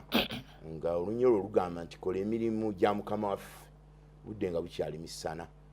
kubanga ebiro bijja kudda ng'ate tokyasobola kukola abantu balina okukitegeera nti buli kyakola oba atunda dduuka oba ali waka mulimu ogwo si gugwo gwa Katonda olina okugukola n'amaanyi olina okugukola n'okwagala olina okugukola n'obumanyi kati ffe ekyo kwe twasinziira okunoonya abantu ab'enjawulo okulabika nti nno bayimirira omwaka guno okulaga abantu emyagaanya egiri mu bulimi omulamwa gwegamba nti okozesa buli kaganya akavuddeyo okabake essebo ogaziyo omulimu gwogwo ate olabike ng'ogufunamu kubanga emyagaanya mingi nnyo kati abantu bakola obulimi n'obulunzi naye tebamanyi kye bayita record keeping tebamanyi na standard procedures ezikola ebintu ebyo yesebo bebagenyi abo abagenda okubeera nga aboogezi abagenda okubeera nga babangula abantu mu bintu ebyenjawulo okusinziira buli omu kyalimu oba oli mu bulimi oba oli mu bulunzi oba oli mu busuubuzi bukolero butono bwa waka abakugu bonna twabaleese okulabika nga bulimi obulunzi amakolero agali ku ddaala eri omuntu asobola okwekolera emigundi kubanga bali abalina amakolero amanene ennyo waliwo kyetuyita cottage obwawaka obwo cottage okukola sabbuuni awaka emisubbaawa okola tomato sauce ebintu ebifaanako bibityo ng'obikolera waka okola ebibiriiti okola amanda obukolero ng'omuntu osobola okubukolera awaka oba ate n'amakolero amanene ate waliwo nekibayita small medium enterprise kati tulina omwami oyo gwe tuleese gwe bayita John Kakungulu wa Lugembe chairman wa Federation of Small Medium Enterprise omwami oyo abadde akulidde ekitongole ekyo emyaka mingi kikola biki kiri mu business entono mu Uganda nti business abantu balowooza nti nga bwolaba abantu kati nga bwolaba mukwano abantu balowooleza ku levezo naye ate waliwo business entono z'osobola okutandika nazo n'obeera ng'ate osobola okuva ku ezo business n'obeera ku banene bali yes kati oyo azirinamu obukugu era alina n'ekibiina kinene nnyo ekyayo kyoba bakituuma Federation of Small Medium Enterprise kubanga abantu bangi emirimu gyaggwawo naye beetaaga okulabika batandika batya yalina omulimu munene yali asuubula mu kikuubo naye kati emirimu ne guba nga gwaggwawo emirimu gyakyakandanga mu covid yes kati ng'omuntu asobola okuga nti kantandike nekino ekitono kantandike kati oyo ajja tubuulira otandika otya novaamu tulina abakyala abakuguse oba abakugu bakyala babiri era abo tuze tubaleeta nga Dr. Jole Kabirizi tulina Dr. Emma Naruyima tulina Esther Nakajubye wa Nagric kati abo bali mu agri business bagenda kwogera ku kintu kye bayita obulimi n'obulunzi oluusi ng'oyinza obukolera awo awafunda ne ku large scale ate oluusi batulage nti kubanga luli bubadde bajja n'ayogera ku nte n'ayogera ku mbizi n'ayogera ku mbuzi n'ayogera ku horticulture apiculture naye this time twagala abantu babanyonyole omuntu kiki ekiyinza omugayidinga mu bulimi n'obulunzi waliwo kye tuyita business plan ye standard procedure ya buli business naye abantu bangi ekiwandiiko ekyo oba constitution eyo tebagifaako naye ng'ate omuntu asobola ogikunyonyola ng'ovudde ku bya management naye bw'obanga omanaginze naye ate finance ozikutte otya kati buli bwobanga owaba osobola okuddayo mu kiwandiiko kiri mu kidocument ekyo ne kikugayidinga ate n'osobola okutambula bizinesi yo neetagwa oba obulimi bwo ne butagwa ekintu ekyo twagala abo nabo batugayidinge sayidi eyo kati twagala okusinza ku bali wano ebintu byonna mubiyize mu bikavalinga mulimu kati ono wa digital adoption consultant oyo kati mwami Mutegeki Wycliffe kati oyo abantu social media oyo wa social media nojjamu ebintu ebyamakulu business eri awo kati ogwo nagwo mwaganya kubanga uniwo abantu nga bizinesi zaabwe ziri mu nkola eyo yadde nga gundi mwamuggalawo gundi Facebook mu butongole Facebook bamuggala nze nga sorry bamuggalawo badde neerabidde Facebook bamuggalawo naye waliwo TikTok naye si Facebook naye kati okimanyi nti eyo bizinesi abantu bakolera ddala ensimbi okuyita mu mikutu egyofaada bwegiti kakati yono owa digital abawankambwe amaanyi nnyo so ekyo kati oyo ajja tubuulira ku social media omuntu bw'abajja kati ndabyeko kuliko n'omwoleso omwoleso kweguli kati omuntu ayagala okubeera ekitundu akola atya kati webale nnyo Bishop ebintu biri 21 waliwo kye tuyise amasomo ago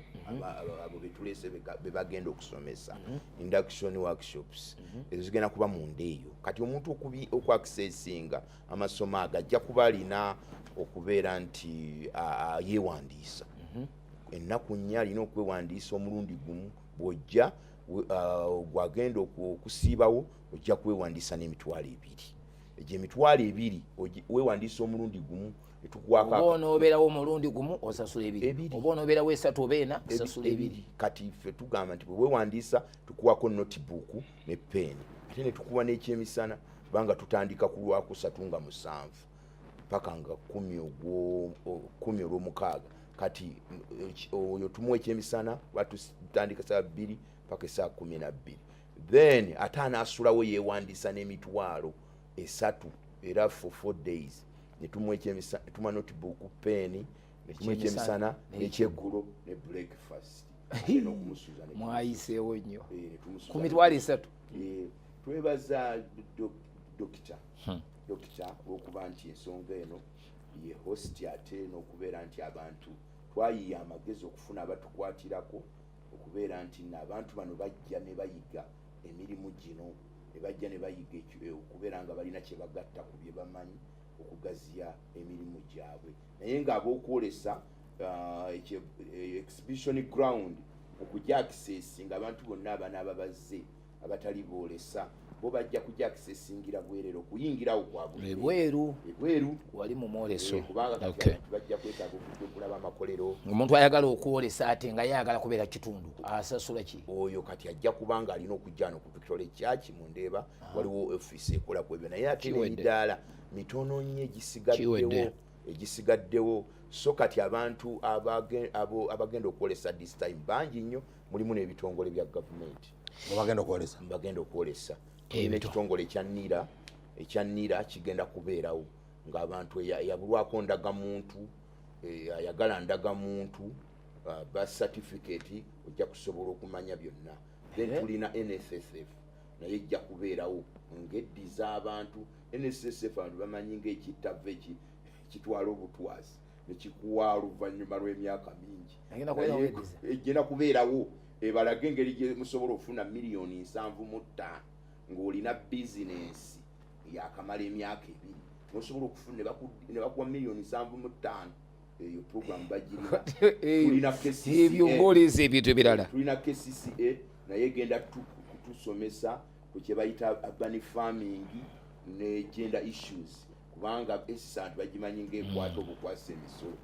n'abatembeyo abantu balinga babakyawo naye erina ebintu bingi nnyo byerina ekyanja ekifo ekyo ekiri ekyanja ababanka mbalaba wano webali kakati kyogenda okukola ogenda kutuwa enamba ya simu buli ayagala information ebisingawo muwe enamba ya simu essimu eri emu eri noti 782 69 43 noti 6 jiddemu 07 nafuna peni kati nzikiriza tade tanafuna peni kati olireke nsirikiddemu awo kati muwo okufuna peni kati agifunye okay n'abadde aggulawo simu kati aguddewo awandiika 0782 69 43 06 kati omulundi gumu mu Luganda jiddemu noti 782 69 43 noti 6 kyekyo atandika lwa kusatu nga 7 high flyer service weggwera bweti fe tuyunga buyunzi paka lwa 6 aba student balabye nga bo ba 1200 so musomesa asobola okugamba nti nze lesoni yange ey'ebyebulimi nakinaki kanjitwale wali najja n'abaana 1200 tukweyanziza mukama kuwa mukisa tugenda kutegeeza abakozi ba bizinesi mu congregation zaffe okubeera tubagamba okujjumbira okubaawo nakatendinga emirundi ebiri naye nali amazed nalaba embizzi nalaba ekintu kyasirabanga natunula neneewuunya ettooke gwanvu eriko fuuti kumpi nga 5 nali sikirabanga nalaba ente neneewuunya abaagala ebirime ebyokusimba emiyembe egy'embala ez'embala emicungwa so tukwayanziza kyamaniziwa mukama kuwa mukisa tweyanziza kakati tusobola okumuleka agenda mu maaso nga batuwa n'akalango kaabwe ave ffe tweyongera mu maaso akalango kaabwe Victory Christian Center mu Ndeeba Business Convention 2024 ewagiddwa eno ye business convention y'omulundi ogw'ekkumi okuva nga 7 paka nga 10 omwezi ogw'omunaana omwaka 2024 guno gusitudde banene beereere nga bakulembeddwamu Dr. Joseph Serwadda, Chairman Joel Mukisaziwa, Dr. Emma Naluyima, Esther Nakajubi, Dr. Jole Kabirizi, Munnabyanfuna Michael Katagaya, Ssentebe wa bu bizinesi obutonotono John Walugembe n'abakugu abalala bangi bonna bajja kutwegattako mu mwoleso guno. Mujje musomesebwe era muyigirizibwe okuva mu bakugu nga bano bakuguka mu bulimi n'obulunzi wamu ne bizinesi ez'enjawulo. Omwoleso gw'omwaka guno 2024 guno gwa njawulo nnyo ku egyo gyonna gy'ozze nga weetabamu olw'abakugu abagenda okutusomesa okwogerako gye tuli n'obumanyirivu bwe balina. Okuyingira mu mwoleso guno kwa bwereere eri buli muntu yenna anaagwetabamu. Mwe abagenda okusomesebwa eri gwe agenda okusula osasula emitwalo 3 gyokka, ajja obuzi osasula emitwalo 2, olwo bba abato basasula 2000 zokka. Mwoleso guno gwa kutandika saa 2 ez'okumakya paka 12 ez'akawungeezi buli lunaku. Awo mu kibangirizi kya Victory Christian Center mu Ndeeba Business Convention 2024 ewagiddwa.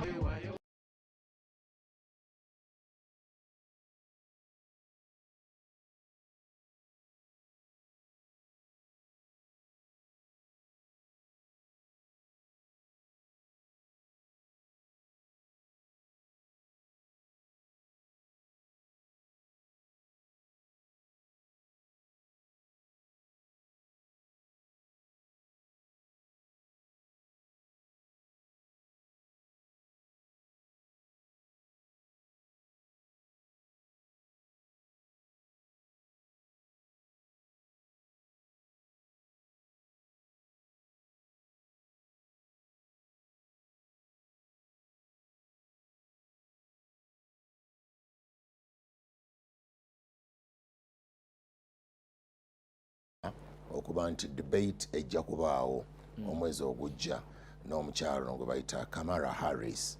Ekyo kibadde kirindirirwa nga bwe twalindirira Chogam. Abantu baagala okuwulira kubanga bonna mukyala Kamala Harris nga omukyala ava mu ghetto bw'omuntu bw'awagasimbagana ne Donald Trump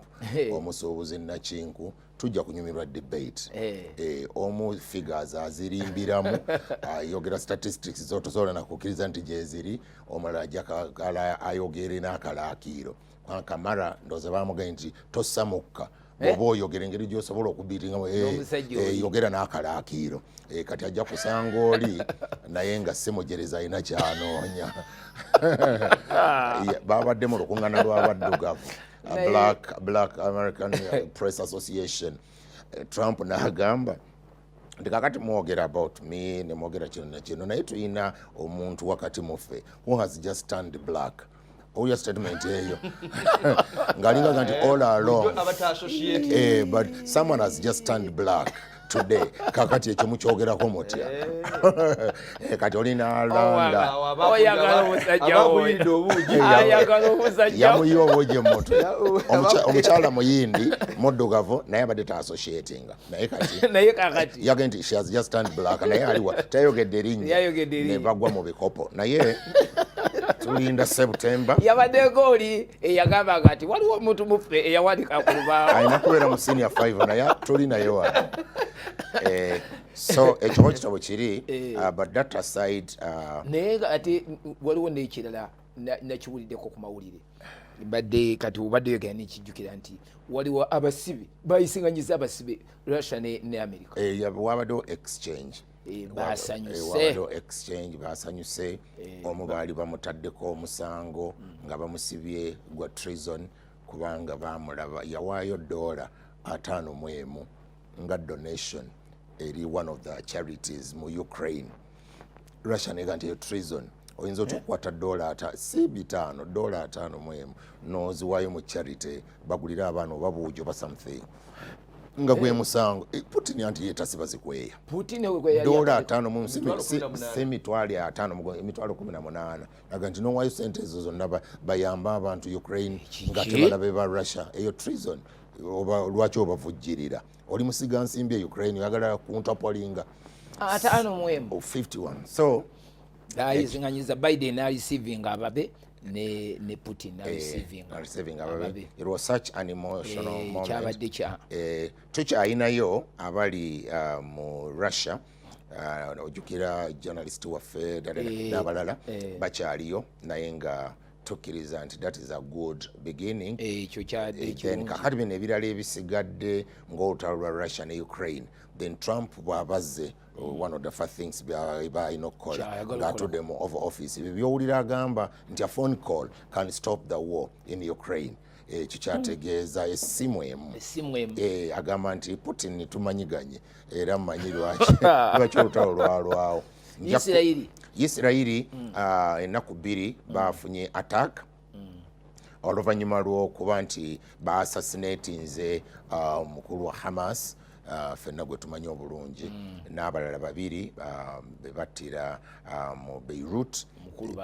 simultaneously bakuba mu Beirut bakuba Beirut ne bakuba ne Tehran. Ono bamuttira Tehran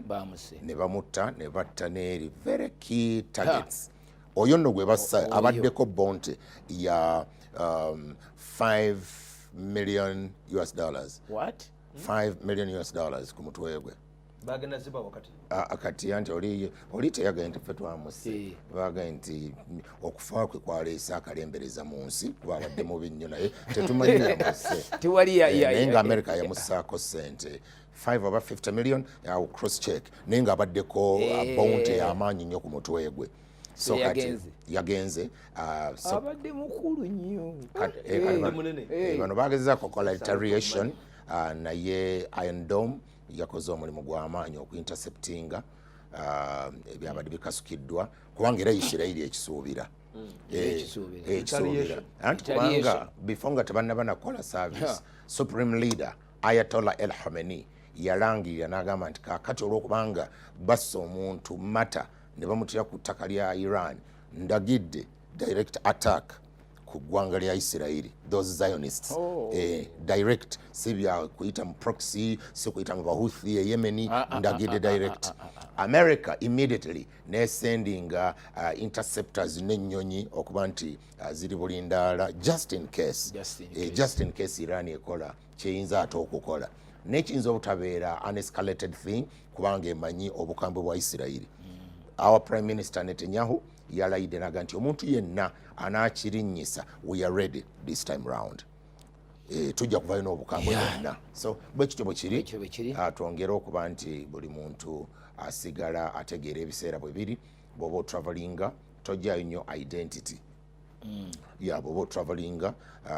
kuyita Ekyo kyamagezi. tojjayo ne identity naddala passport yo bwebanga erimu visa za Isirairi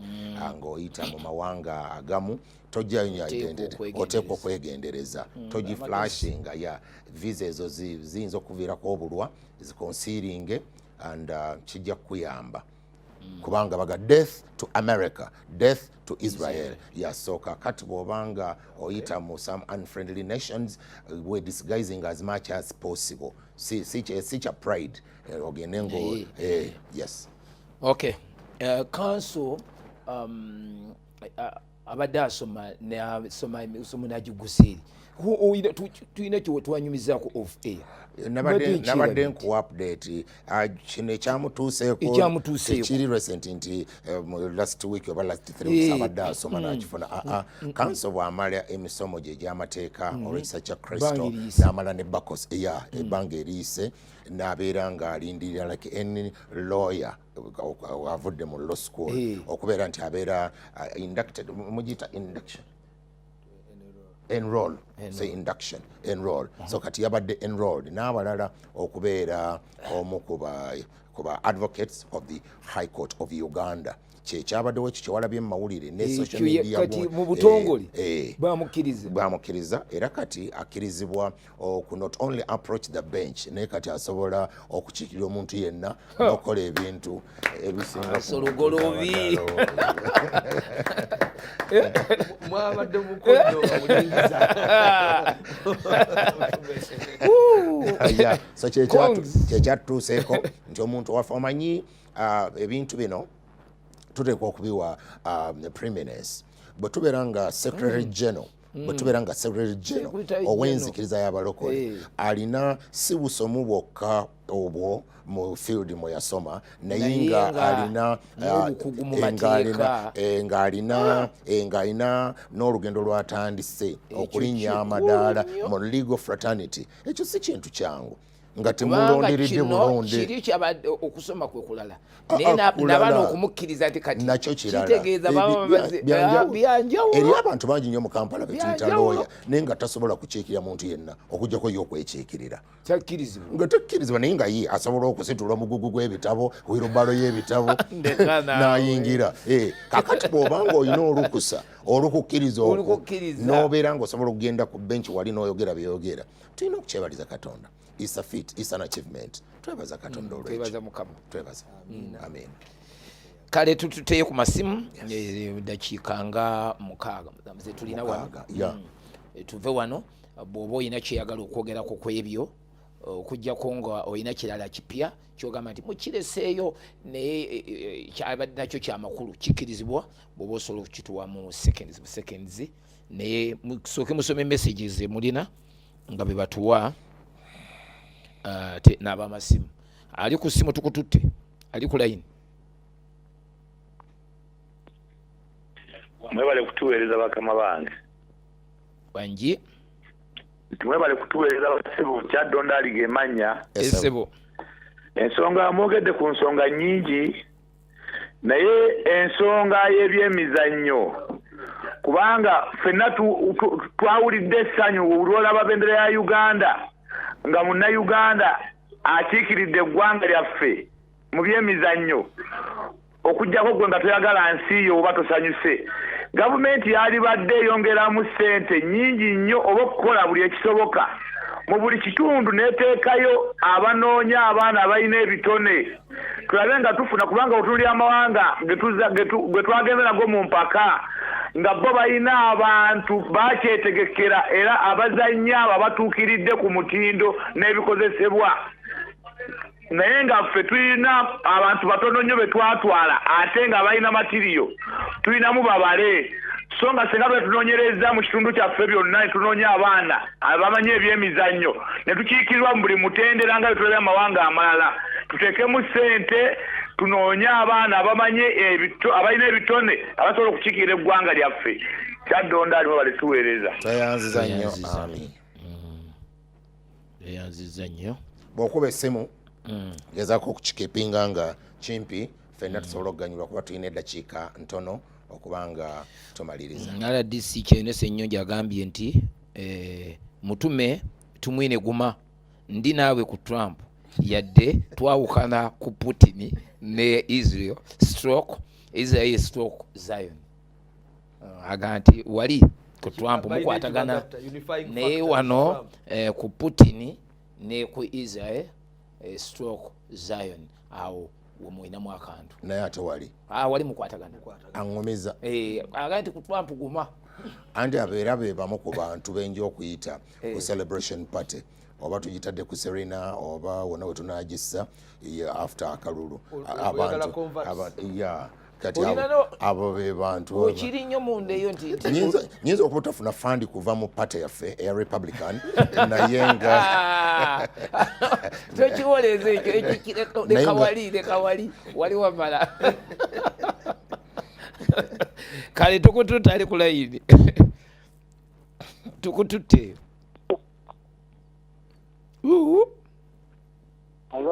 wangi oli kumpewo njagaliza omusumba Lugolobye oyo amakulu ag'empeyide gatuuse sebo kwagaliza omukisa gwa Katonda ono afande kagimu sebo okuva Bombo Barak tweyanziza afande tweyanziza beti biyinzika atujjukiza fe twali ku Sande twakyogerako ku Sande kati yakikomeza olwaleero agambye beti biyinzika timwerabira nti Ssaabasajja yasiima nayogerako eri ensi ku mutimbagano mu myaka 31 mu bukulembeze tumwebaza olw'okusiima n'atuggulyawo Impact Radio mu butongole biyinzika twali wano ku Sande ffe ne tumuyozaayoza Ssaabasajja naye yali tannaba kuwogera olw'okuba twamwebaza luli ne tumuyozaayoza kati tubadde nga abakiiseeko kubanga ffe twalina n'okusaba ku Victoria Church mu ne ba ku Sande so ne tumwebaza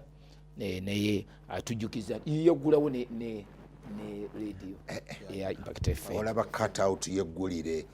nga reportinga lweyaggulawo Impact Radio eri wansi ku Wall of Fame bw'oba oyingira mu kizimbe ne weebaza Katonda tututeyo muyeka kutanga zino ziwera sawa 3 gwosembyeyo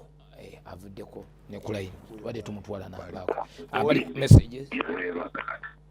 Hello. Wangi Hello. Bakulu. Sebo. Bane bakusiza. tweyanziza Bale kuweereza. kale Sebo tweyanziza nedda va ku radio tukuwulira kati tudda va ku radio ba ku TV oyogere bwogezi akutusenako ate nga twadde tumuwadde naye essaawa zizino 3 ziweze jjajja Salama amaliza nga gati mwebale kuweereza noono abadde aleeta message ye eri mabega Robert ni ono simukubuge abadde atugamba kajimu nti tiyalabise mu bana abasooka ne message endala ana bwe zityo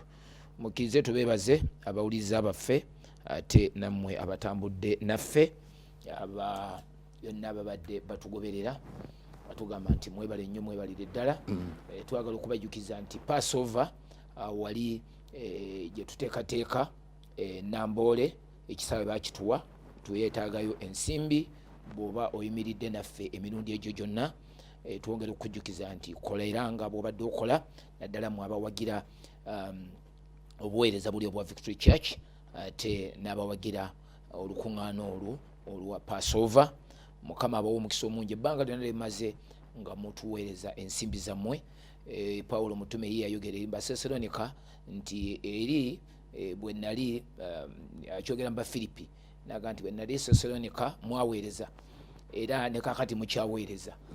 nti Mukama asinkana ebyetaago byammwe ng'obugagga bwe ye bwe buli naye yali alaga nti tebaweereza luli wokka naye ne kakati bakyaweereza so mwe ababadde bakikola ebbanga lyonna nga ne kakati mukyaweereza Mukama akibabalire era asinkana ebyetaago byammwe twebadde twetaagayo obukadde nga bina